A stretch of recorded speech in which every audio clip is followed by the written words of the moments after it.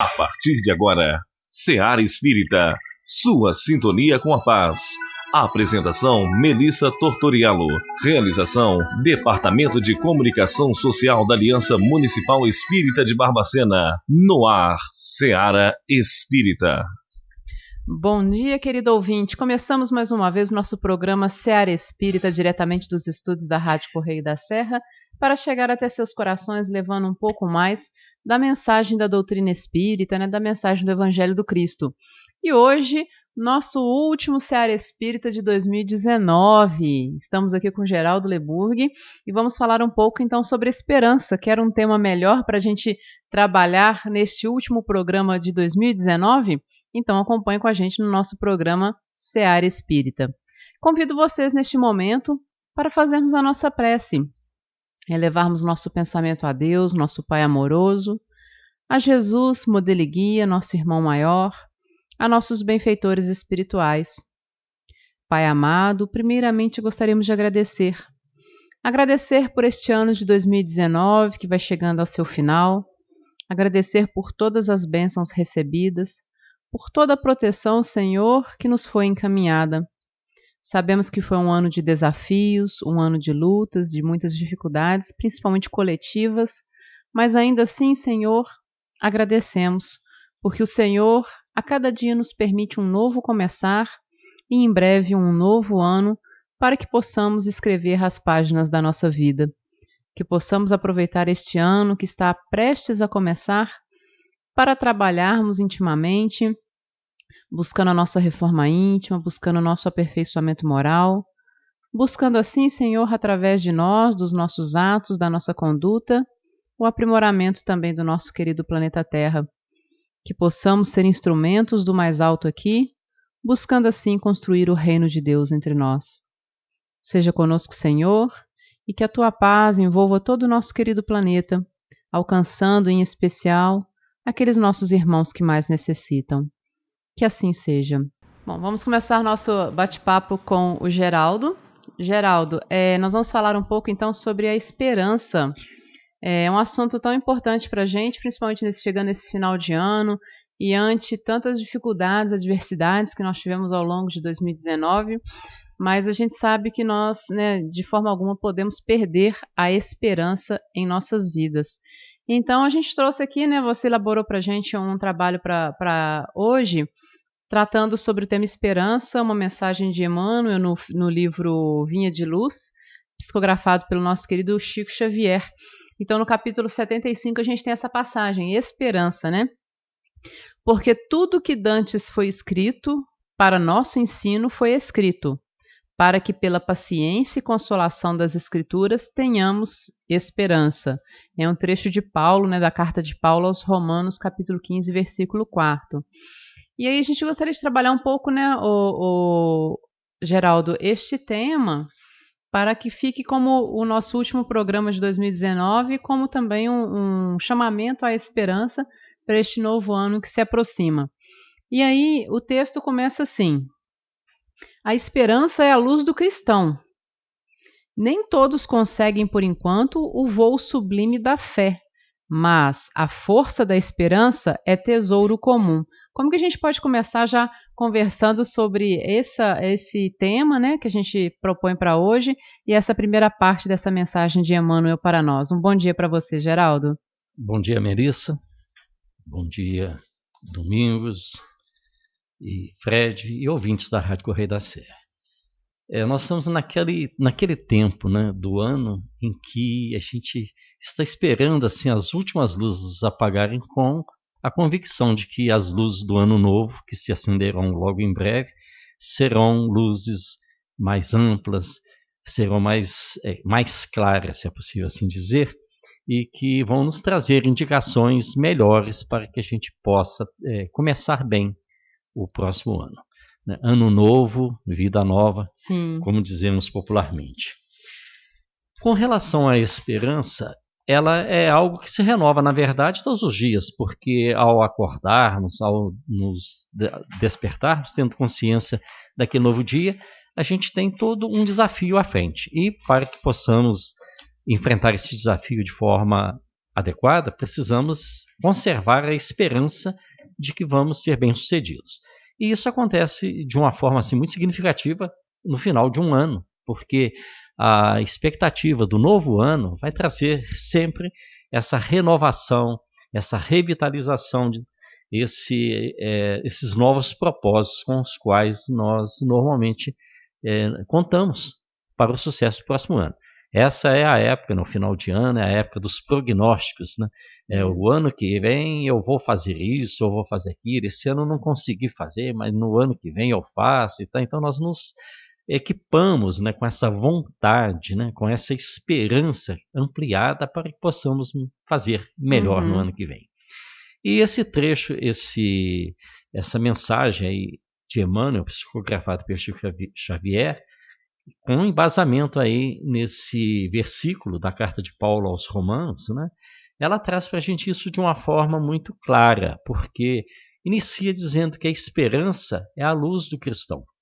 Mas aqui, vamos dizer assim, é a luz do indivíduo, de todos os indivíduos, a esperança, porque não só reduzindo, limitando a cristandade, mas a todos os outros espíritos encarnados e desencarnados, né? A esperança, ela, com certeza, ela está no horizonte de todos nós, né? Mas nós, como cristãos, e Paulo, na exortação que faz aos Romanos, e Emmanuel, né, mentor espiritual do Chico Xavier, né, esse grande trabalhador do cristianismo, do espiritismo, vem nos trazer de abertura essa frase. E eu penso que nessa frase está aí inserida uma outra mensagem que a gente poderia buscar de empréstimo lá na parábola dos talentos. Essas parábolas, nós sabemos que foram a forma didática de Jesus nos ensinar, que são atuais em todos os tempos, né? Então nós tivemos lá, rapidamente falando, lembrando, aquele que recebeu 5 talentos, o que recebeu 2, o que recebeu 1. Tiveram sucesso aqueles que recebeu 5 e o que recebeu 2. O que recebeu 1 com medo, sem esperança, com receio, com temor, ele resolve esconder aquele talento recebido e não o multiplica. Não o perde, mas não o multiplica. Entrega da mesma forma. Então, quero convidar para que a gente faça uma reflexão a respeito. Quem recebeu 5 talentos, recebeu 1 talento igual àquele que recebeu 1, acrescido de outros 4.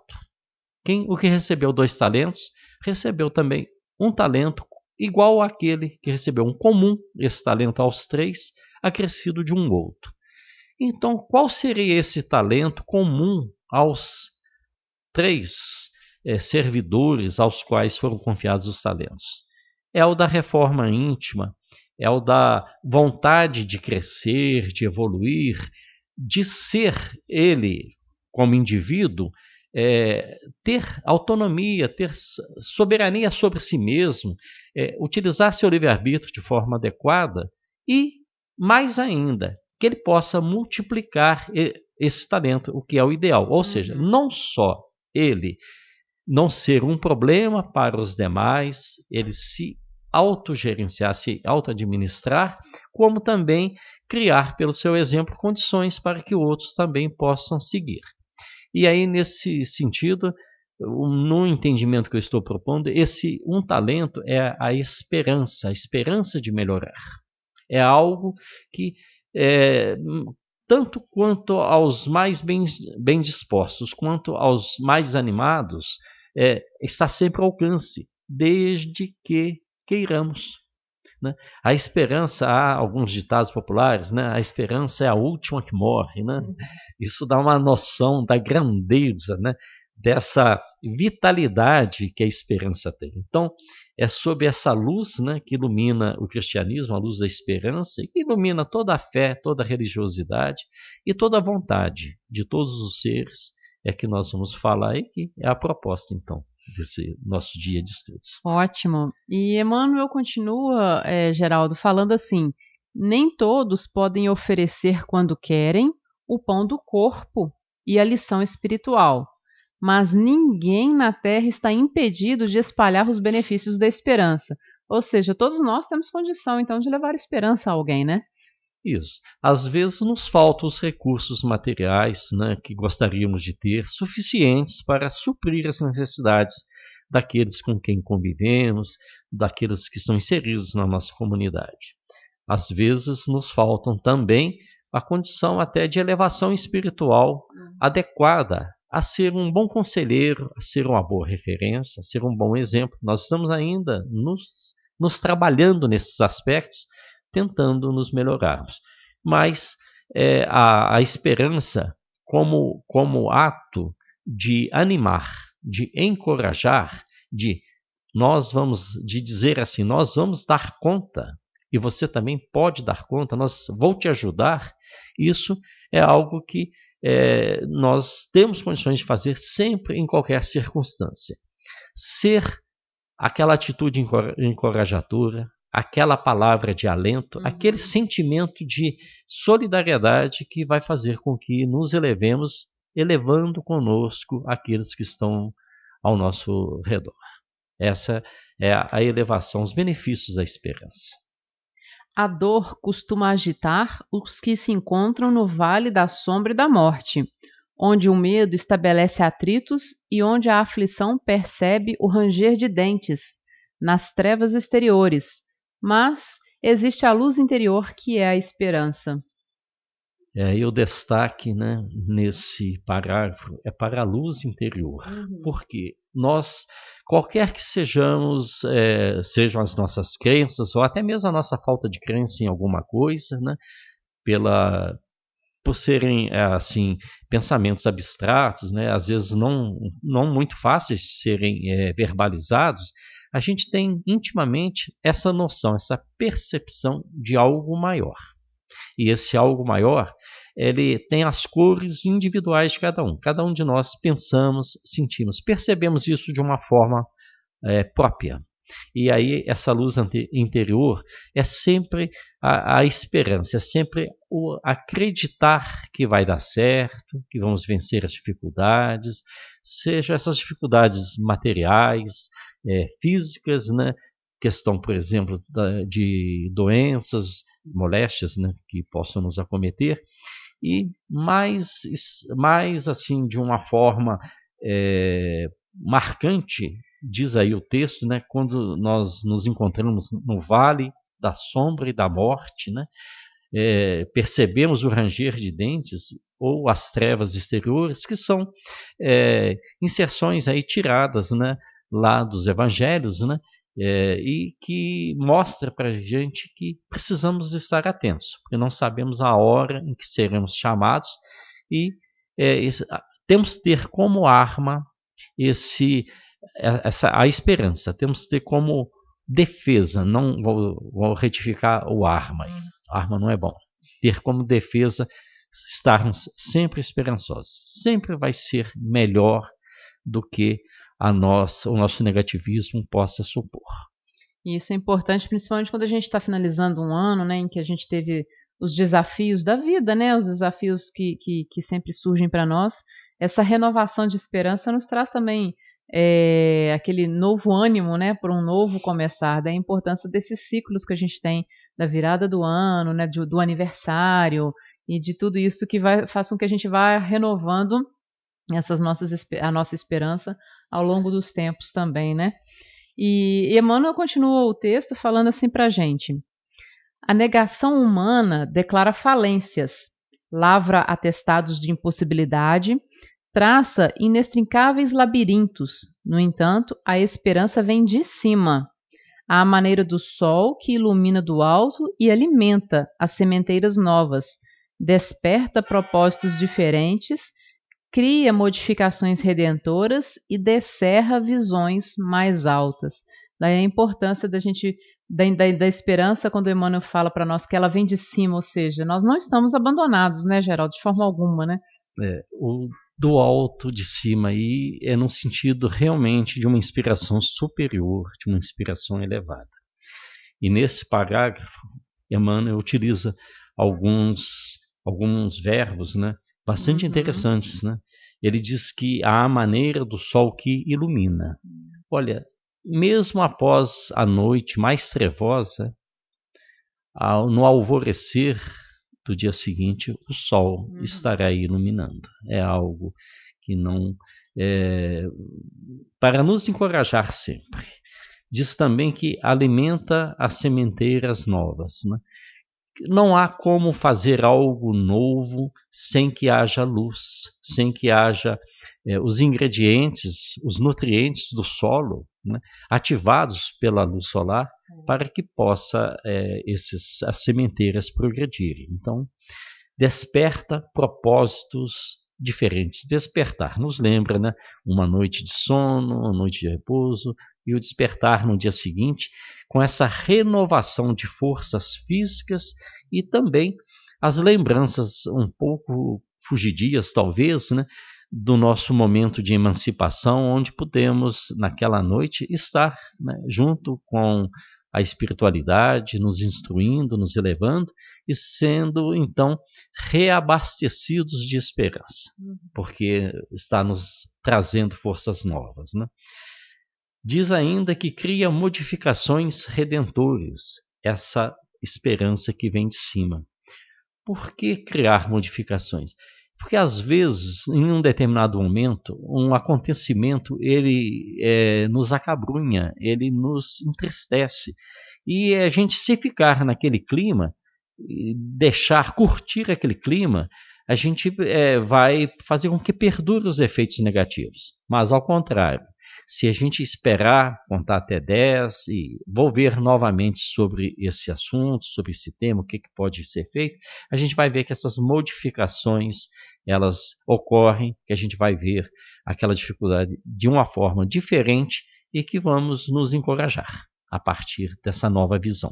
E isso tudo é a esperança que vem de cima, que nos traz. E por final, diz aí no termo do parágrafo que a esperança vem de cima e descerra visões mais altas. Ou seja, nós precisamos sempre olhar um horizonte mais distante.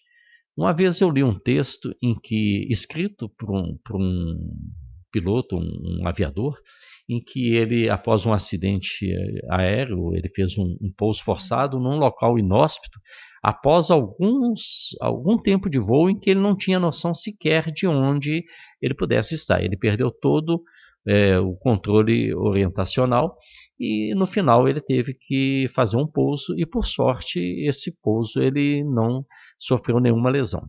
Então, ele, após os primeiros momentos, né, e todas aquelas conjecturas, né, não sabia que estava em um lugar distante no mínimo 500 quilômetros de qualquer outro lugar conhecido.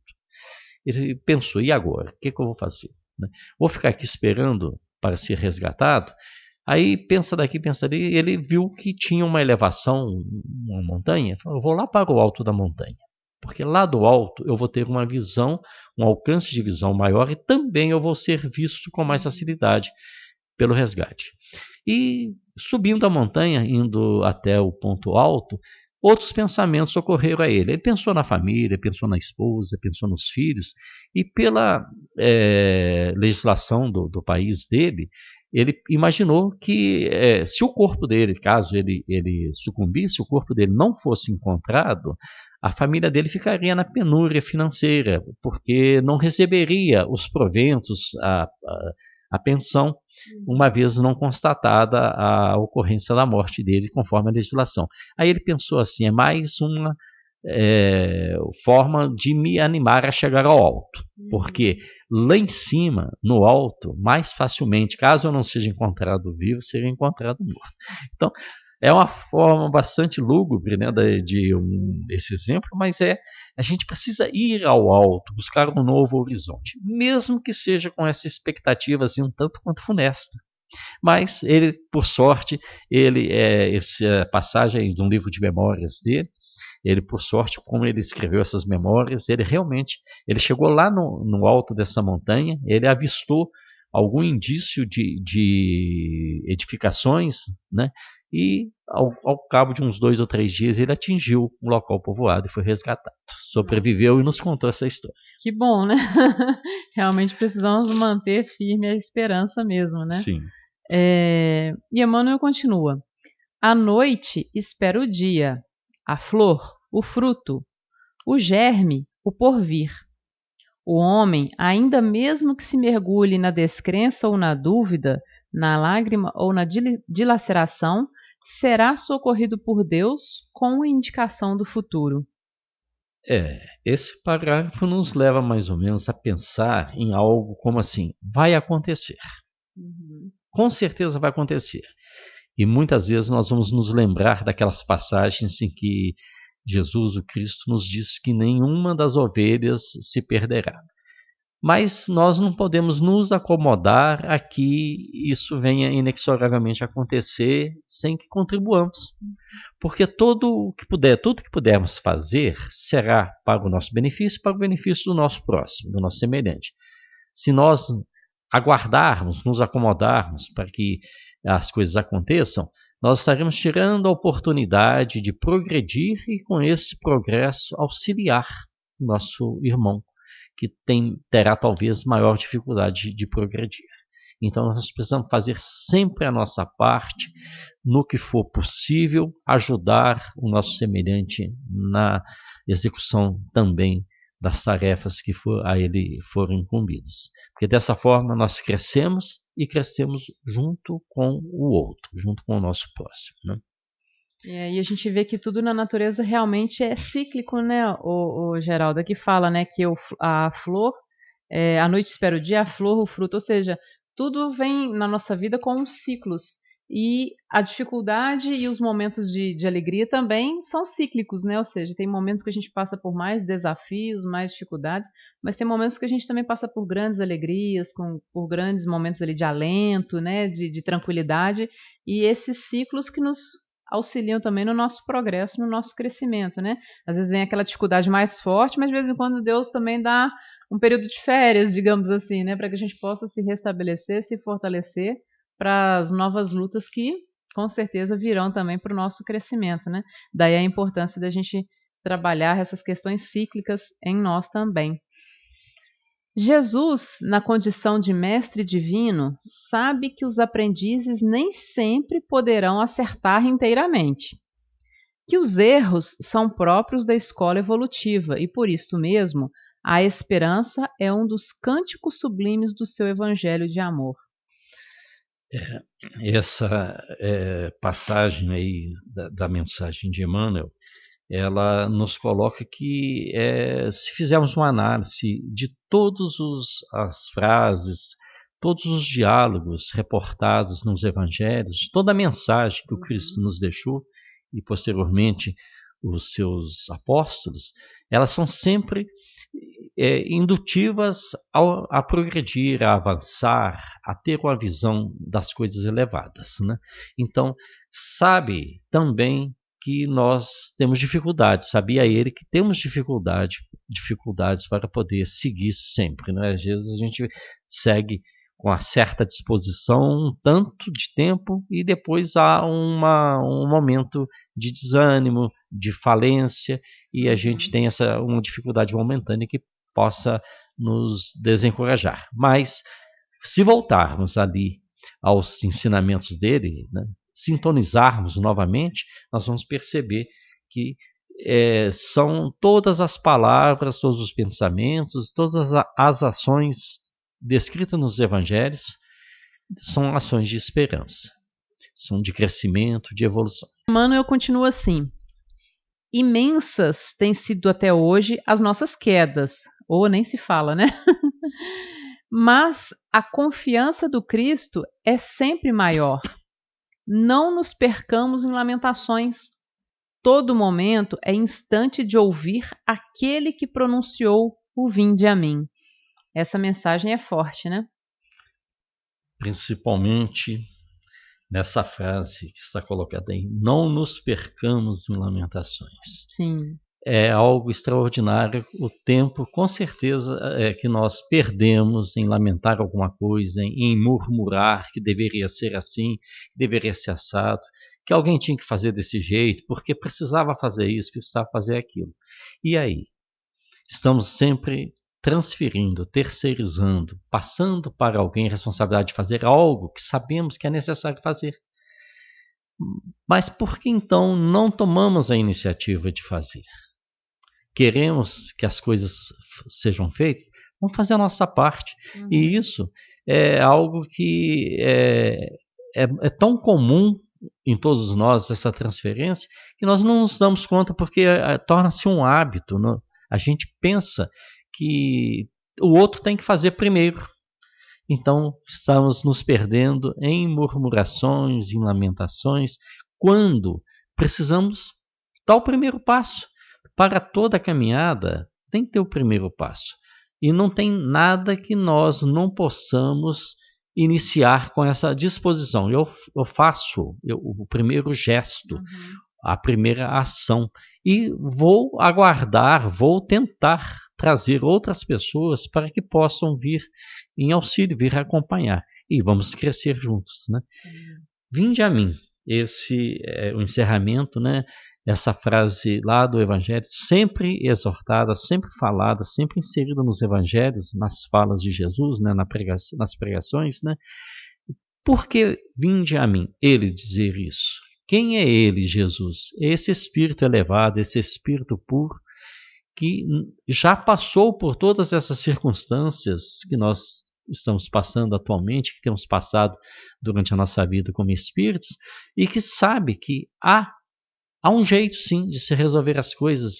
Ele está num ponto mais alto, com toda certeza, sua elevação é inigualável, incomparável nos termos que a gente possa pensar. E ele está nos chamando, vinde a mim. Precisamos seguir, né? Um passo de cada vez. O dia que tivermos mais firmeza, mais certeza, podemos tentar até um segundo passo no mesmo dia, né? Mas um após o outro. E dessa forma manter a esperança acesa. Dificuldades existiram sempre, existem hoje, continuarão a existir. Mas a cada dia as pedras de tropeço que temos no caminho estão aí nos ensinando como fazer para superarmos as dificuldades. Então, as dificuldades de 2019 foram superadas naquilo que a gente pôde aproveitar de 2018. E assim também o que pudemos aproveitar de 2017 ajudou a 2018. E no próximo ano, daqui a alguns dias, 2020, né, vamos ter dificuldades, sim.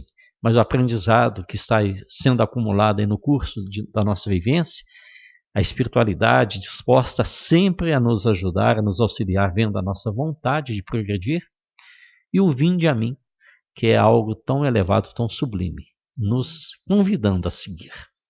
E por fim, Emmanuel nos diz, né? Levantemo-nos e prossigamos, convictos de que o Senhor nos ofereceu a luz da esperança, a fim de acendermos em nós mesmos a luz da santificação espiritual. A fim de acendermos em nós mesmos a luz da santificação espiritual. Aí está a grande chave de tudo isso aí. Porque, na verdade, precisamos ter vontade, precisamos ter disposição, precisamos querer fazer. E se assim decidirmos, nós vamos conseguir.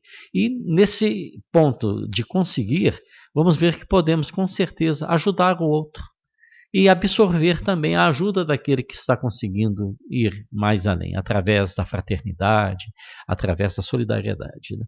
Então, essa aí é com certeza a grande essência da mensagem da esperança. Nós progredirmos individualmente, buscarmos a nossa elevação através do amor, através do conhecimento e dividirmos com o nosso próximo tudo isso que conseguirmos de resultado positivo. E quando a gente fala em esperança, né, Geraldo, e a gente pensa na vida, a gente pensa nesse próximo ano que está se aproximando e nos novos desafios que vão surgir, mas que também vamos vencer com certeza, né, porque faz parte desse processo evolutivo, nós não podemos esquecer da família, né, porque na família nós temos ali o nosso porto seguro. É claro que também tem suas dificuldades, que também tem seus desafios, mas aí Emmanuel também nos traz no livro Consolador uma mensagem intitulada, né, Instituto da Família Transfusão de Esperança. E aí na questão 171 deste livro, nós temos o seguinte questionamento: o Instituto da Família é organizado no plano espiritual antes de projetar-se na Terra? O que Emmanuel traz para nós a respeito desse assunto, Geraldo? Mereço fazer uma retificação no número da questão, número 175. Parece que você pronunciou 171. Desculpa. Então, olha, nós observamos que ao falar de esperança, a gente fala tem muitos contornos, tem muitos viés que podem ser abordados, né? Esperança como indivíduos, esperança como coletividade, como sociedade, esperança profissional, não é uma potencialidade muito grande de enfoques que podem ser abordados. Mas escolhemos nós, assim, não aleatoriamente, com toda certeza, com a intuição do alto, né, falar sobre a família, porque o ponto hoje, talvez, de maior dificuldade é justamente dentro dessa célula principal que é a família. Porque nós temos visto aí de um passado recente, eu não sei dizer se em outros séculos acontecia, mas, por exemplo, a questão até mesmo das ideologias. Hoje, quantas casas, e casa aí eu quero dizer, quantas famílias estão divididas porque ideologicamente têm ideias conflitantes, têm ideias diferentes. Vamos tirar o conflitante da história aqui. Tem ideias diferentes. Um pensa de um jeito, outro pensa de outro jeito. Um acha que a corrente política essa é certa, o outro acha que aquela. Um acha que a corrente religiosa A é melhor que a B. E então essas divergências têm dividido esse núcleo fantástico, essa célula máter que é a família. Então nós precisamos, no trabalho, né, e no exercício da esperança, resgatar, buscar resgatar. Mesmo que num determinado momento pareça ser um remendo de pedaços, mas que seja reunificado os elementos da família, porque os valores da família, essa instituição família, porque ao que nos conta a história, milenarmente os registros trazem essa configuração como a primeira célula de organização, de suficiência, de autodefesa, de progresso, como a família. E a gente vê que está bastante arruinado esse instituto atualmente. E nesse ponto precisamos olhar, né, para nós em relação à nossa família. A nossa família, aquela família que habita a mesma residência, o mesmo lar, aquela família com o parentesco, né, que às vezes se espalha por outros bairros da cidade, por outras cidades, por outros estados, até por outros países, e também a nossa família que se espalha por outros planos, né, além do plano aqui encarnado, a família espiritual também, talvez em várias outras esferas, né, os nossos familiares lá se encontram, né? Então, essa questão aí de o livro Consolador, né, ela nos afirma que o colégio familiar tem suas origens sagradas na esfera espiritual. Ele já está estruturado desde a esfera espiritual. Nós aqui é que nos comodismos do nosso dia a dia estamos relaxando com esse cuidado que precisamos ter, né, no âmbito familiar.